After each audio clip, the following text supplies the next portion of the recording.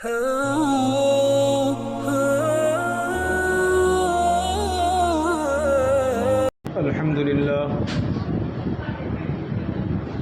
لله وكفى وسلام على عباده الذين اصطفى أما بعد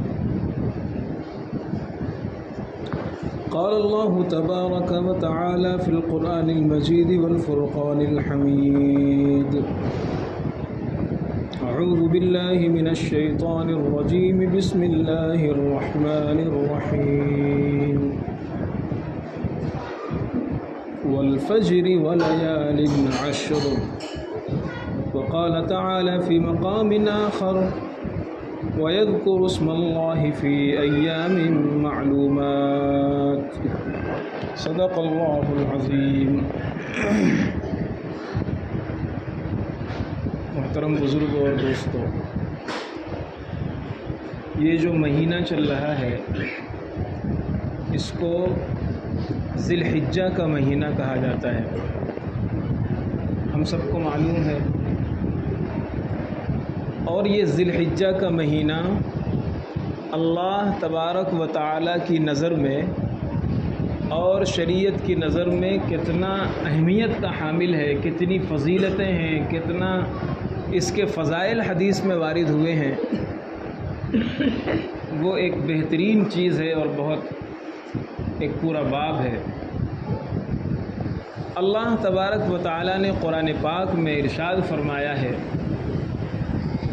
کہ سال میں اللہ تعالیٰ نے 12 مہینے بنائے ہیں. ان 12 مہینوں میں 4 مہینے بڑی عظمت والے اور احترام والے ہیں. منہا اربعۃ حرم. ان 4 مہینوں میں اللہ تبارک و تعالیٰ نے ایک خاص میسج دیا ہے، پیغام دیا ہے، فلا تظلموا فیہن انفسکم.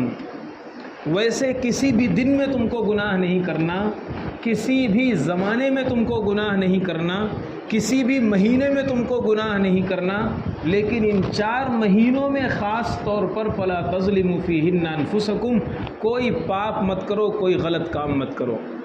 ان 4 مہینوں میں ذی الحجہ کا مہینہ بھی ہے.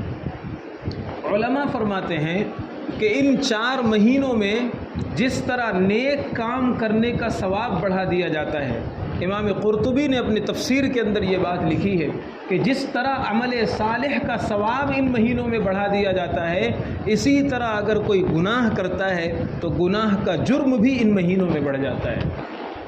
پھر ان مہینوں میں ذی الحجہ کا جو مہینہ ہے، اور ذی الحجہ میں بھی شروع کے جو 10 دن ہیں یہ بڑی فضیلت والے ہیں اور بڑے عظیم دن ہیں. اللہ تبارک و تعالی نے ان دنوں کی قرآن پاک میں قسم کھائی ہے. والفجر ولیال عشر، قسم ہے 10 دنوں کی. مفسرین میں ایک بڑا طبقہ ہے، حضرت ابن عباس رضی اللہ تعالی عنہ، حضرت مجاہد رحمۃ اللہ علیہ، حضرت قتادہ رحمۃ اللہ علیہ، حضرت ضحاک رحمۃ اللہ علیہ، حضرت سدی رحمۃ اللہ علیہ، اور کتنے لوگوں کے نام ہیں جو سب کے سب اس بات کے قائل ہیں کہ لیال عشر سے مراد ذی الحجہ کے 10 دن ہیں. ذی الحجہ کے 10 دنوں کی ایک خاص فضیلت ہے. اللہ کے نبی صلی اللہ علیہ وسلم نے فرمایا سال کے تمام دنوں میں ذی الحجہ کے مہینے میں جو نیک عمل کیا جاتا ہے، جو عبادت کی جاتی ہے، اللہ کے نزدیک وہ سب سے زیادہ اہم ہے اور سب سے زیادہ محبوب ہے. ما من ایام العمل الصالح فیہن احب الی اللہ، کہ کوئی بھی دن ایسا نہیں ہے جن میں نیک عمل اللہ کو زیادہ محبوب ہو 10 ذی الحجہ کے 10 دنوں کے عمل کے مقابلے میں. بلکہ علماء نے یہاں تک لکھا ہے، بعض علماء نے، کہ رمضان کے دنوں سے بھی زیادہ ذی الحجہ کے دنوں کی فضیلت ہے. رمضان کے دنوں سے زیادہ.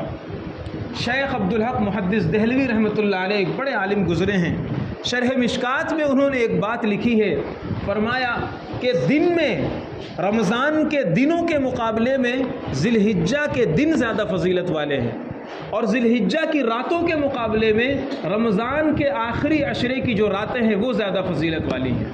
تو خلاصہ یہ ہے کہ یہ جو دن چل رہے ہیں، ذی الحجہ کے 10 دن جو چل رہے ہیں، یہ رمضان کے دنوں سے زیادہ افضل ہے. اب ہم رمضان تو خوب مناتے ہیں، عبادت بھی کرتے ہیں، تلاوت بھی کرتے ہیں، اہتمام بھی کرتے ہیں، مسجدیں بھی بھر جاتی ہیں، لیکن ان ذی الحجہ کے 10 دنوں میں کوئی امنگ نہیں ہے، کوئی عبادت نہیں ہے، کوئی شوق نہیں ہے، کوئی گناہ سے کنارہ کشی نہیں ہے، کوئی توبہ اللہ نہیں ہے، کوئی عمل نہیں ہے۔ ہمیں تھوڑا سا اس پر توجہ دینے کی ضرورت ہے۔ کیا کرنا ہے اس میں؟ اللہ کے نبی صلی اللہ علیہ وسلم نے اس میں کرنے کے کچھ کام بتائے ہیں۔ آپ نے فرمایا، فضیلت بیان فرمائی اور فرمایا کہ عمل صالح ان دنوں میں اللہ کو سب سے زیادہ محبوب ہے۔ فَأَكْثِرُوا فِيهِنَّ التَّكْبِيرَ وَالتَّهْلِيلَ وَالتَّحْمِيدَ، کہ تم ان 10 دنوں میں اللہ تبارک و تعالیٰ کی خوب پاکی بیان کرو، اللہ اکبر خوب کثرت سے پڑھا کرو، لا الہ الا اللہ خوب پڑھا کرو، اور بعض روایتوں میں تسبیح کا لفظ بھی آیا ہے، سبحان اللہ بھی خوب پڑھا کرو۔ تو ان 10 دنوں میں کیا پڑھنا ہے ہمیں؟ لا الہ الا اللہ خوب پڑھنا ہے، اسی طرح اللہ اکبر خوب پڑھنا ہے، الحمدللہ خوب پڑھنا ہے، سبحان اللہ خوب پڑھنا ہے۔ اور ایک چیز اور ہے، ابھی 9 ذی الحجہ کی فجر سے 13 ذی الحجہ کی عصر تک ایک تکبیر پڑھی جاتی ہے جس کو تکبیر تشریق کہتے ہیں۔ اللہ اکبر اللہ اکبر، لا الہ الا اللہ واللہ اکبر اللہ اکبر وللہ الحمد۔ عام طور پر ہمارے ذہنوں میں یہ ہے کہ ہم صرف 9 ذی الحجہ کی فجر سے 13 ذی الحجہ کی عصر تک پڑھیں گے۔ بے شک وہ تکبیر واجب ہے، ہر فرض نماز کے بعد واجب ہے، 9 ذی الحجہ کی فجر سے 13 ذی الحجہ کی عصر تک، لیکن 1 ذی الحجہ سے لے کر کے پورے ان 10 دنوں میں اس تکبیر کو کثرت سے پڑھنا یہ خود سنت ہے اور روایات سے ثابت ہے۔ حضرت ابو ہریرہ رضی اللہ تعالیٰ عنہ، حضرت عبداللہ ابن عمر رضی اللہ تعالیٰ عنہ، وہ مارکیٹ نکل جایا کرتے تھے، بازاروں میں چلے جایا کرتے تھے، مجمع میں چلے جایا کرتے تھے، اور زور سے اس تسبیح کو اور اس تکبیر کو پڑھا کرتے تھے تاکہ عام لوگ بھی سن کر کے پڑھا کریں۔ تو ان 10 دنوں میں چلتے پھرتے، اٹھتے بیٹھتے، سوتے جاگتے، ہنستے کھیلتے، جو بھی موقع ملے زیادہ سے زیادہ اس تکبیر کو پڑھنا چاہیے۔ اس میں اللہ کی کبریائی کا بیان ہے، اللہ کی بڑائی کا بیان ہے، اور اللہ تبارک و تعالیٰ کی عظمت کا اظہار ہے۔ بندہ کہتا ہے اللہ اکبر اللہ اکبر، ساری بڑائی اسی کے لیے ہے، ساری کبریائی اسی کے لیے ہے۔ ابھی کچھ دنوں کے بعد قربانی کا مہینہ، قربانی کے دن آئیں گے، اور بندہ اپنی محبوب ترین چیزوں کی قربانی کرے گا۔ ایک دن میں لاکھوں لاکھ بندے، لاکھوں لاکھ جانور اللہ کے لیے قربان ہو جائیں گے۔ یہ اس لیے کہ اللہ اکبر اسی کا آدیش ہے، اسی کا حکم ہے، اسی کے لیے کبریائی ہے، اسی کے لیے بڑائی ہے، اس نے حکم دے دیا، اب ہم اپنی چہیتی چیزوں کو اللہ کے لیے قربان کر دیں گے۔ یہ موڈ بنایا جا رہا ہے، یہ ذہن بنایا جا رہا ہے کہ ابھی سے تم اس چیز کو پڑھو اور اس چیز کو اپنی زبانوں سے کہو اور اپنے دل و دماغ میں اتارو اور کہو اللہ اکبر، لا الہ الا اللہ واللہ اکبر وللہ الحمد۔ تو ان دنوں میں خوب تسبیح اور تکبیر اور تحمید پڑھنا چاہیے۔ اگر زیادہ سمے نہیں مل پا رہا، زیادہ وقت ہمیں نہیں مل پا رہا، تو کم سے کم ہر فرض نماز کے بعد 33 مرتبہ سبحان اللہ، 33 مرتبہ الحمدللہ، اور 34 مرتبہ اللہ اکبر پڑھ لیا کرو۔ فجر اور عصر میں تو پڑھتے ہی ہیں نا، فجر اور عصر میں تو یہ تسبیح پڑھتے ہی ہیں، اس کو تسبیح فاطمی کہا جاتا ہے، سوتے وقت بھی پڑھ لیا کرو، اور ان دنوں میں خاص طور پر ہر فرض نماز کے بعد اگر پڑھ لیا کرو تو یہ بہت اچھی چیز ہے، یہ بہت مناسب چیز ہے۔ تو ہر فرض نماز کے بعد اس تسبیح کو سبحان اللہ، الحمدللہ، اللہ اکبر سب کو یاد ہے، لا الہ الا اللہ جو کلمہ ہے وہ بھی سب کو یاد ہے، ایک تسبیح 100 مرتبہ پڑھ لیا کرو روزانہ، 100 مرتبہ لا الہ الا اللہ، 100 مرتبہ سبحان اللہ، 100 مرتبہ اللہ اکبر، اور 100 مرتبہ الحمدللہ اگر پڑھ لیں تو یہ کوئی زیادہ نہیں ہے، زیادہ وقت نہیں لگے گا، اور یہ 10 دن سال بھر میں آتے ہیں، پتہ نہیں اگلے سال یہ کسی کو نصیب ہوتے ہیں اور کس کو نصیب نہیں ہوتے ہیں۔ آج کل آدمی اٹھتے بیٹھتے جا رہا ہے، بیماریاں ایسی چل پڑی ہیں، کچھ پتہ نہیں چلتا، ہنستا کھیلتا آدمی ہے، ذرا سے پیٹ میں درد ہوا، ڈاکٹر کے پاس گیا، ڈاکٹر نے بتایا آخری اسٹیج میں تمہارا کینسر چل رہا ہے، نہیں پتہ چلتا ہے، ایسی بیماریاں ہیں۔ تو اس لیے اللہ تبارک و تعالی سیزن دیتا ہے، موقع دیتا ہے اپنے بندوں کے لیے تاکہ یہ پورے سال غفلت میں رہتے ہیں، بیچ بیچ میں اللہ تبارک و تعالی موقع دے دیتا ہے تاکہ تھوڑا عمل کر کے یہ خوب فضیلت حاصل کر لیں، تھوڑا سا عمل کر کے یہ خوب فضیلت حاصل کر لیں، اس لیے یہ دن دیے جاتے ہیں۔ ان دنوں میں ایک کام تو میں نے یہ بتایا کہ اٹھتے بیٹھتے چلتے پھرتے تسبیح اور تکبیر و تحمید کا اہتمام کیجئے۔ جو تکبیر تشریق آپ کو 9 ذی الحجہ کی فجر سے نمازوں کے بعد پڑھنا ہے وہ ابھی سے شروع کیجئے، اور ابھی سے اس کے پڑھنے کی فضیلت حدیث میں وارد ہوئی ہے۔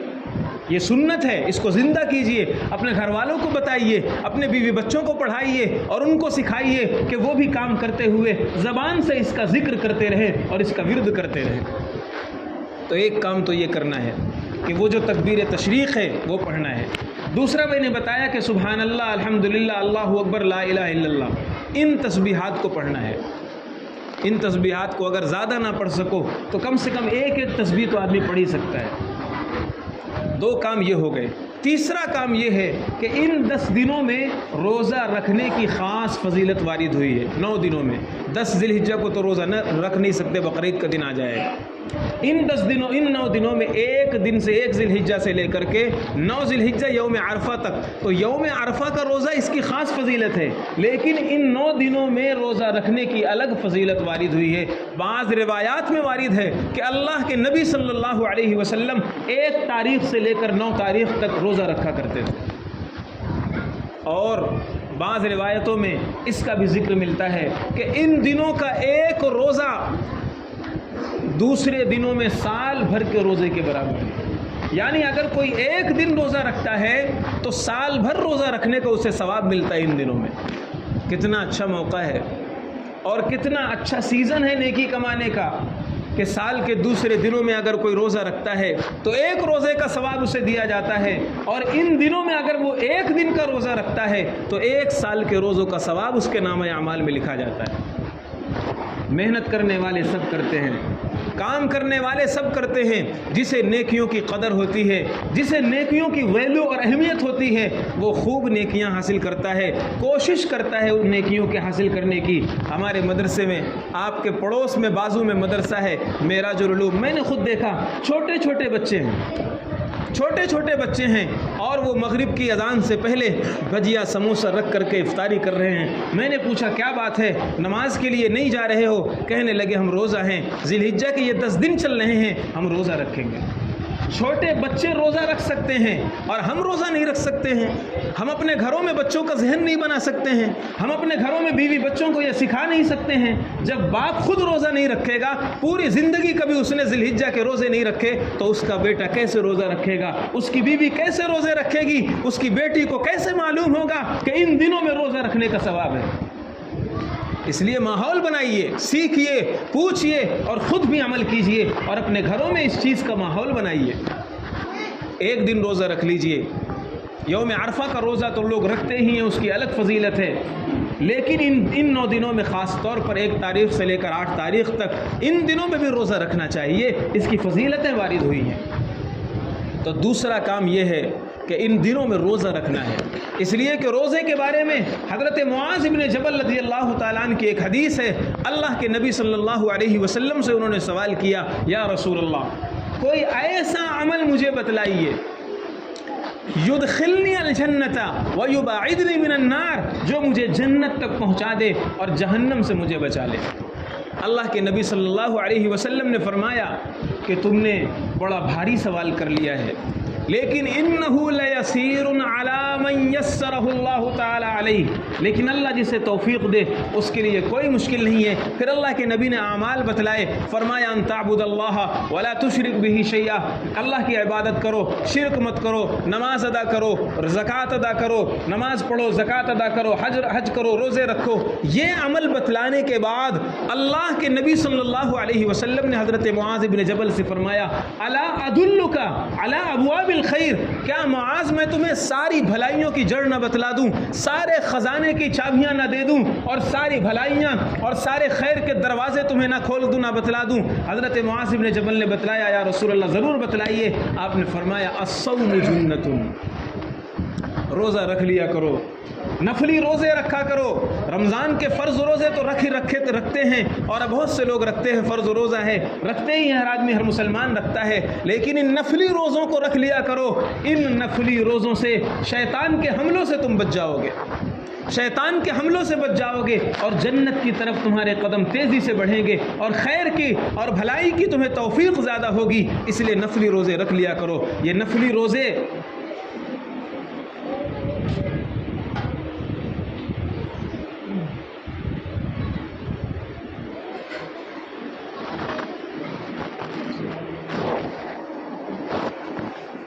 نفلی روزے جو بتلائے جاتے ہیں، ان کی فضیلتیں ہیں، ان سے آدمی شیطان کے بہت سارے حملوں سے محفوظ ہو جاتا ہے۔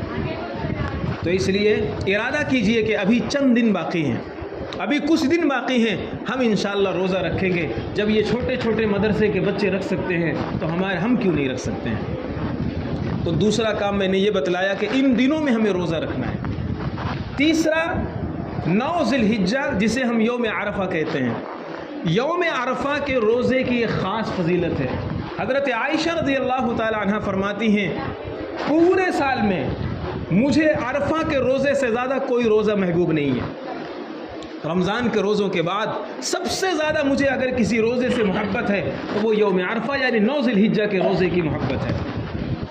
اور اللہ کے نبی صلی اللہ علیہ وسلم نے فرمایا، اگر کوئی ایک دن کا روزہ یعنی یوم عرفہ 9 ذی الحجہ کا روزہ رکھ لیتا ہے تو 9 ذی الحجہ کا روزہ ان یکفر السنۃ الماضیہ والباقیہ، پچھلے 1 سال کے گناہ اللہ معاف کر دے گا، اور آئندہ 1 سال کے گناہ معاف کر دے گا۔ 2 سال کے گناہ معاف ہوں گے، پچھلے 1 سال کے گناہ اور آئندہ 1 سال کے گناہ اس کے معاف ہو جائیں گے۔ علماء نے یہاں پر ایک نقطہ لکھا ہے، اور وہ ایک نقطے کی حیثیت سے ایک بات لکھی ہے۔ فرمایا اس میں یہ بھی پیغام ہے اور یہ بھی چھپا ہوا میسج ہے کہ اللہ تبارک و تعالی سال بھر اس کی عمر بڑھا دیں گے۔ کیوں؟ اس لیے کہ حدیث یہ بتلاتی ہے کہ جب آدمی ایک دن یوم عرفہ کا روزہ رکھتا ہے تو 1 سال پچھلے گناہ معاف ہو گئے، اور 1 سال اگلے گناہ معاف ہو گئے، تو اگلے گناہ اسی وقت معاف ہوں گے جب یہ 1 سال تک زندہ رہے گا۔ تو ایک دن روزہ رکھنے سے یہ بھی ہو سکتا ہے کہ اللہ تبارک و تعالیٰ اس کی عمر بڑھا دیں، اور 1 سال تک اس کی عمر کے لیے گارنٹی اور ضمانت ہو جائے۔ تو کتنی بڑی فضیلت ہے کہ آدمی ایک دن کا روزہ رکھتا ہے اور اللہ اس کے 2 سال کے گناہ معاف کرتے ہیں، پچھلے سال کے گناہ بھی، آئندہ سال کے گناہ بھی۔ اور بھی بڑی فضیلتیں وارد ہوئی ہیں۔ اس لیے اللہ تبارک و تعالیٰ اس خاص یوم عرفہ کے دن میں بہت رحمت والے موڈ میں ہوتے ہیں، اللہ تعالیٰ بہت رحم کرتے ہیں۔ اور حدیث میں یہ بھی آتا ہے کہ جب یوم عرفہ میں حجاج جمع ہو جاتے ہیں اور وقوف عرفہ کرتے ہیں، اور سارے حاجی جمع ہو کر کے اللہ تبارک و تعالیٰ کے سامنے اپنی بے بسی کا اظہار کرتے ہیں، دعائیں مانگتے ہیں، روتے دھوتے ہیں، اور اپنے اللہ سے مغفرت کی بھیک مانگتے ہیں، تو اللہ تبارک و تعالیٰ فرشتوں کو جمع کرتا ہے، اور فرشتوں کو جمع کر کے کہتا ہے، اے میرے فرشتوں، فخر کرتا ہے اللہ تبارک و تعالیٰ، یباہی بہم الملائکہ، اللہ تعالیٰ فرشتوں پر فخر کرتا ہے، دیکھو میرے بندوں کو، ان کے لباس کو دیکھ لو، اور ان کے انداز کو دیکھ لو، اور ان کے ہاتھوں کے ان کے اٹھے ہوئے ہاتھوں کو دیکھ لو، ان کی آہوزاری دیکھو، ان کی گریہ وزاری دیکھو، ان کا رونا دھونا دیکھو، ان کا چلانا چیخنا دیکھو، ان کا ڈیمانڈ کیا ہے، ان کا مطالبہ کیا ہے، کیا یہ دولت مانگ رہے ہیں، کیا یہ گاڑیاں مانگ رہے ہیں، کیا یہ بینک بیلنس مانگ رہے ہیں، کیا یہ دنیا مانگ رہے ہیں؟ نہیں نہیں، ان کے ہاتھ اس لیے اٹھے ہیں یہ مغفرت کی بھیک مانگ رہے ہیں، ان کے ہاتھ اس لیے اٹھے ہیں یہ مجھ سے اپنے معافی کا سوال کر رہے ہیں، ان کے ہاتھ اس لیے اٹھے ہیں یہ مجھ سے جنت مانگ رہے ہیں، ان کے ہاتھ اس لیے اٹھے ہیں یہ آخرت کی کامیابی مانگ رہے ہیں۔ اللہ تبارک و تعالیٰ فخر کرتا ہے اور فرشتوں کے مقابلے میں فخر کرتا ہے۔ تو یوم عرفہ میں اللہ تبارک و تعالیٰ رحمت بانٹتا ہے۔ حدیث میں ہے کہ یوم عرفہ میں جتنا زیادہ اللہ تعالیٰ انسانوں کو معاف کرتا ہے اور جہنم سے آزاد کرتا ہے، اتنا کسی دن آزاد نہیں کرتا۔ اس لیے یوم عرفہ میں خاص طور پر ایک کام یہ بھی ہے کہ ہم روزہ تو رکھیں گے، روزہ رکھنے کے ساتھ ساتھ توبہ کریں گے، روزہ رکھنے کے ساتھ ساتھ جہنم سے اپنی آزادی مانگیں گے، روزہ رکھنے کے ساتھ ساتھ اپنے اللہ سے اپنی زندگی بھر کے گناہوں کے ختم کرنے کی بھیک مانگیں گے اور یہ سوال کریں گے کہ اے اللہ ہم عہد کرتے ہیں آئندہ آپ کی مرضی کے مطابق زندگی گزاریں گے. پچھلا جو ہمارا ہوا نام اعمال جو ہم نے سیاہ کرا دیے, غلط چیزیں ہم نے لکھوا دی, ہم اسے ڈیلیٹ کرنا چاہتے ہیں, ہم اسے ختم کرنا چاہتے ہیں, ہم اس کو بھلا دینا چاہتے ہیں, ہم اس کو مٹا دینا چاہتے ہیں. اے اللہ لکھ ہم نے دیا ہے, مٹانا آپ کے قبضے میں ہے. لکھوا ہم نے دیا ہے لیکن ختم کرنا آپ کے قبضے قدرت میں ہے. اے اللہ ان گناہوں کو ختم کر دیجئے. اللہ تبارک و تعالی جہنم سے جتنا زیادہ 9 ذی الحجہ کو انسانوں کو آزاد کرتے ہیں اتنا کسی دن آزاد نہیں کرتے. اس لیے 9 ذی الحجہ کو کرنے کا ایک کام یہ بھی آئے گا کہ ہم اپنے گناہوں کو بہت زیادہ سوچیں اور اللہ تبارک و تعالی سے ایک ایک گناہ کی معافی مانگیں. اور ان دنوں میں ویسے بھی ہر کام عبادت بڑھا دینا چاہیے. اور ایک عمل کرنے کا بتلا رہا ہوں وہ یہ ہے کہ ان دنوں میں اللہ تبارک و تعالیٰ کو ہر نیک عمل بہت پسند ہے. کوئی بھی نیک عمل اللہ کو بہت پسند ہے. جس طرح رمضان میں ہم نیکیاں بڑھا دیتے ہیں, عبادات بڑھا دیتے ہیں, ان 10 دنوں کے اندر بھی اپنی عبادتیں بڑھا دینا چاہیے. قرآن ہم نہیں پڑھتے ہیں, نماز پڑھ کر کے ایسے بھاگتے ہیں جیسے ہم جیل خانے سے بھاگ رہے ہیں. 2 نفلیں پڑھنا ہمارے لیے بھاری پڑتا ہے. تھوڑی دیر نماز کے بعد بیٹھ کر کے اللہ کی تسبیح اور اللہ کی تحمید اور اللہ کے سامنے ہاتھ اٹھانا ہمارے لیے بھاری پڑتا ہے. کم سے کم ہم پورے سال نہیں کر سکتے, بزی رہتے ہیں, مشغول رہتے ہیں, لیکن ان 10 دنوں میں تھوڑا سا وقت نکال سکتے ہیں. تھوڑا سا پارا 1.5 پارا پڑھ لو, آدھا پارا پڑھ لو, قرآن کی تلاوت کر لو, تھوڑی دیر تسبیح لے کر بیٹھ جاؤ, تھوڑی دیر اللہ سے دعائیں مانگ لو, تھوڑی دیر مسجد میں یوں ہی بیٹھ جاؤ. اے اللہ آپ کا مہمان بن کر کے میں آپ کے گھر میں بیٹھا ہوا ہوں. دنیا میں جب کوئی کسی کے گھر میں مہمان جاتا ہے تو اس کا اکرام کیا جاتا ہے, اس کا سمان کیا جاتا ہے, اس سے چائے کافی پوچھی جاتی ہے, اس کی آؤ بھگت کی جاتی ہے. اے اللہ میں چائے کافی مانگنے نہیں آ رہا ہوں, اے اللہ میں دنیا مانگنے نہیں آ رہا ہوں, میں اس لیے بیٹھا ہوں آپ میری مغفرت فرما دیں. میں اس لیے تھوڑی دیر بیٹھ گیا کہ آپ مجھے معاف کر دیں. کبھی کبھی بیٹھ کر کے اللہ تعالیٰ سے اس طرح باتیں کر لیا کرو. کبھی کبھی بیٹھ کر کے مسجد میں تھوڑی دیر 5 منٹ 10 منٹ دوست انتظار کر رہے ہیں, باہر ملنے والے انتظار کر رہے ہیں, ان کو بول دو کہ کبھی کبھی تھوڑی دیر ہم تنہائی میں بیٹھ کر اپنے اللہ سے ملاقات کریں گے, اپنے اللہ سے بات کریں گے اور اپنے اللہ سے اس طرح کی باتیں کریں گے. تو ان 10 دنوں میں خاص طور پر یہ بھی کرنے کا ایک عمل ہے, تھوڑا مسجد میں بیٹھ جائے گا, قرآن کھول کر بیٹھ جاؤ, تسبیح لے کر بیٹھ جاؤ, اللہ اللہ کر لو, سبحان اللہ پڑھ لو, اللہ اکبر کہہ لو. اس لیے کہ آنکھیں بند ہونے سے پہلے, زبان بند ہونے سے پہلے ابھی سمے ہے ان چیزوں کے کرنے کا. جب آنکھ بند ہو جائے گی, زبان لپٹ جائے گی, روح نکل جائے گی, پھر ایک مرتبہ اللہ کا نام بھی زبان سے نہیں نکل سکتا ہے. پھر آدمی محتاج ہوگا تنکوں کا, پھر محتاج ہوگا سہاروں کا, پھر محتاج ہوگا کسی کے ایصال ثواب کا, پھر محتاج ہوگا کسی کے پڑھ کر بخشنے کا. ابھی پڑھ لو, ابھی نیکیاں جمع کر لو اور ابھی آخرت کی تیاری کر لو. ابھی زبانیں بھی اسی طرح کام کر رہی ہیں اور ہاتھ بھی اسی طرح کام کر رہے ہیں. ابھی خدا کی دی ہوئی طاقت ہمارے بدن میں ہے. یہ 10 دن جو اللہ تعالیٰ نے دیے ہیں بہت ہی زیادہ فضیلت کے ہیں. میں نے ابھی آپ کو حدیث سنائی شروع میں کہ اللہ فرماتا ہے, اللہ کے نبی نے یہ حدیث سنائی ہے کہ پورے سال میں سب سے زیادہ عبادت کرنا اگر اللہ کو پسند ہے کسی دن میں تو ان 10 دنوں میں پسند ہے. اور خوب تسبیح تکبیر تحمید اور اللہ کی بڑائی اور کبریائی بیان کرو, یہ فضیلت کی چیز ہے. اور ایک عمل یہ بھی ہے, چونکہ اگلا جو جمعہ آئے گا اس میں عید الاضحیٰ ہو چکی ہوگی, اس لیے ایک تھوڑی سی بات صرف عید الاضحیٰ کے حوالے سے بتا کر کے بات کو ختم کرتا ہوں. قربانی کے سلسلے میں لوگ بہت زیادہ غفلت کے شکار ہیں, اور غفلت کے اس طرح شکار ہیں. لوگ مجھ سے مسئلہ پوچھتے ہیں تو میں جانتا ہوں کہ بہت سے لوگ قربانی نہیں کرتے ہیں. قربانی اکثر لوگوں پر واجب ہو جاتی ہے, اکثر لوگوں پر قربانی واجب ہو جاتی ہے, لیکن گھر میں جو والد مثال کے طور پر گھر میں ایک بڑا ہے, باپ کی طرف سے قربانی کر دی گئی اور بچوں کے پاس پیسہ ہے, بچے صاحب نصاب ہیں, بچے بڑے ہیں بالغ ہیں اور ان کا کاروبار ہے, ان کی بزنس ہے, ان کا دھندا ہے, ان کے پاس بھی پیسہ ہے, صاحب نصاب ہیں, لیکن وہ قربانی نہیں کرتے. وہ سمجھتے ہیں گھر میں باپ کی طرف سے قربانی ہو گئی بس کافی ہے. اور بعض مرتبہ نمبر وار سلسلہ چلتا ہے. پچھلے سال ابا کی طرف سے ہوئی تھی, اس سال اماں کی طرف سے ہوگی, اور اگلے سال کسی اور کی طرف سے ہوگی, اور گھر کے ہر فرد پر قربانی واجب ہے, لیکن گھر کا ہر فرد قربانی نہیں کرتا ہے. بہت سے لوگ ایسا کرتے ہیں, نفلی قربانی کرتے ہیں اور واجب قربانی نہیں کرتے. بہت سے لوگ مجھ سے مسئلہ پوچھا ایک صاحب نے, میں یہ چاہ رہا ہوں کہ نبی پاک صلی اللہ علیہ وسلم کی طرف سے میں بکرا خرید کر لایا ہوں اور نبی کریم صلی اللہ علیہ وسلم کی طرف سے میں قربانی کر دوں گا, بس کافی ہے. میں نے کہا بے شک نبی پاک صلی اللہ علیہ وسلم کی طرف سے قربانی کرنا بہت اچھی عبادت ہے. ہر مسلمان کو جس کو اللہ نے حیثیت دی ہے اسے کرنا چاہیے. نبی کے اپنے امت پر بے شمار احسانات ہیں. اگر نبی پاک کے احسانات کا بدلہ یہ امت ادا کرنا چاہے, ساری زندگی اپنے نبی کا شکر ادا کرتی رہے, خدا کی قسم نبی کا احسان کا بدلہ نہیں ادا ہو سکتا ہے. بے شک نبی کی طرف سے قربانی کرنا چاہیے, لیکن نبی کی طرف سے قربانی یہ نفلی قربانی ہوگی اور واجب قربانی تمہارے ذمہ واجب رہے گی. یہ ایسا ہو گیا جیسے کوئی دعوت پہ دعوت کرتا رہے اور اس کے اوپر قرضہ ہو, وہ قرضہ ادا نہ کرے. ایک آدمی کے اوپر قرضہ ہے, اس سے ڈیمانڈ کیا جا رہا ہے تم قرض ادا کرو, وہ قرض نہیں ادا کر رہا اور ایسے اڑا رہا ہے, ادھر اڑا رہا ہے, دوستوں کو کھلا رہا ہے, تو دنیا والے اسے بے وقوف کہیں گے, اس کو کہیں گے پہلے جو واجب ہے وہ ادا کرو, نفلی چیز تو تم ادا ہی کرتے رہو گے. تو اگر کسی کو اللہ نے حیثیت دی ہو وہ نبی کی طرف سے بھی قربانی کرے, مرحومین کی طرف سے بھی قربانی کرے, لیکن پہلے اپنی واجب قربانی ادا کرے. بہت غفلت ہے. اللہ کے نبی صلی اللہ علیہ وسلم نے فرمایا من وجد ساعتن ولم یضحی فلا یقربن مصلانا, خبردار جسے اللہ نے حیثیت دی ہو اور وہ قربانی نہ کرے وہ میری عیدگاہ میں عید پڑھنے نہ آئے.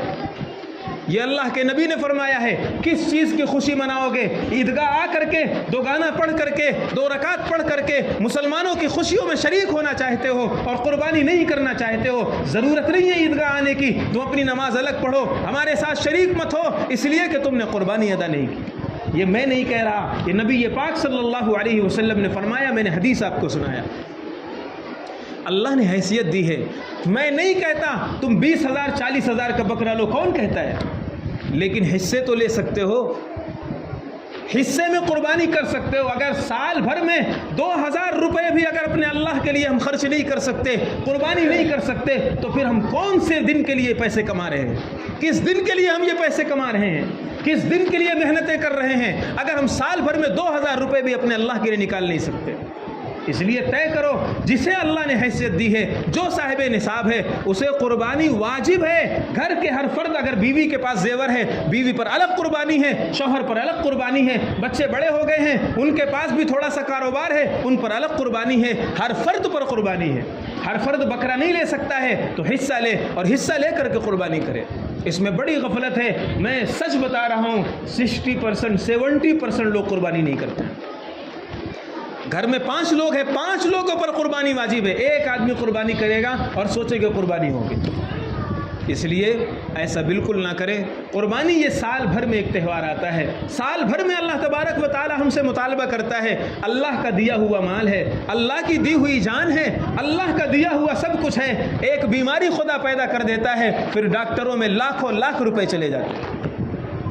اس لیے اللہ تبارک و تعالی یہ ہم سے مطالبہ کرتا ہے کہ تم سال میں قربانی کر کے اپنا کچھ مال خرچ کرو راہ خدا میں, اور نیت اور خلوص کے ساتھ کرو. اس لیے ہمیں کرنا چاہیے. اللہ تبارک و تعالی توفیق عطا فرمائے. وآخر دعوانا الحمد للہ رب العالمین.